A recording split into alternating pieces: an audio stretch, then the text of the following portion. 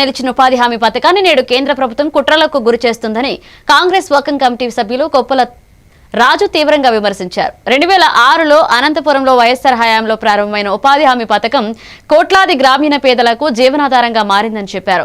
ఉపాధి హామీ పథకానికి మహాత్మా గాంధీ పేరు జోడించడం వెనుక ఆయన త్యాగం, ఆలోచనలు, గ్రామ స్వరాజ్య భావనే ప్రేరణగా నిలిచాయన్నారు. అలాంటి పథకం నుంచి గాంధీ పేరును తొలగించాలన్న మోదీ ప్రభుత్వ నిర్ణయం ప్రజల ఆత్మగౌరవాన్ని దెబ్బతీసే చర్యగా అభివర్ణించారు.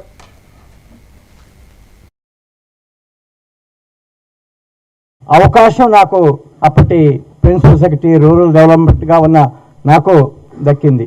అయితే 20 సంవత్సరాల తర్వాత అదే కార్యక్రమానికి భూస్థాపితమైనటువంటి సందర్భంగా అదే కార్యక్రమాన్ని భారత ప్రభుత్వం బుల్డోజ్ చేసిన సందర్భంగా ప్రెస్ ని ఈ విధంగా అడ్రస్ చేస్తానని, పేద ప్రజల గుండె చప్పుడు మీకు వినిపించాల్సిన అవసరం వస్తుందని నేను ఆ రోజు అనుకోలేదు.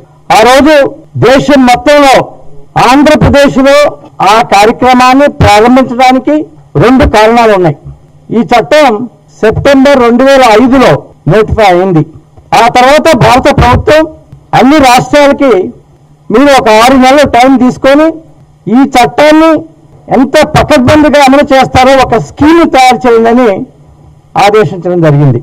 అప్పట్లో పూర్తిగా పేద ప్రజల పక్షాన నిలబడి ఆ చట్టంలో పేద ప్రజలకు ఇచ్చినటువంటి హక్కులని తూచా తప్పకుండా అమలు చేసేందుకు ఆ కార్యక్రమంలో కాంట్రాక్టర్స్ కి అదేవిధంగా మెషిన్స్ కి చోటు లేకుండా పేద ప్రజలకు ఇచ్చినటువంటి హక్కులన్నీ పూర్తిగా ఆ కార్యక్రమంలో ఇవ్వాలనే ఉద్దేశంతో ఆంధ్రప్రదేశ్ ఉమ్మడి ఆంధ్రప్రదేశ్ అప్పుడు చేసినటువంటి స్కీమ్ మీద భారత ప్రభుత్వం చాలా మంచిగా దాని గురించి ఆలోచించి మరియు ఈ రాష్ట్రానికి అప్పుడు దాదాపుగా 20 సంవత్సరాల క్రితం 2006 ఫిబ్రవరి 2న అనంతపూర్ జిల్లాలో Mahatma Gandhi national rural employment guarantee యాక్ట్ని దేశం మొత్తంలో ఆ రోజున అక్కడ స్టార్ట్ చేయటం జరిగింది.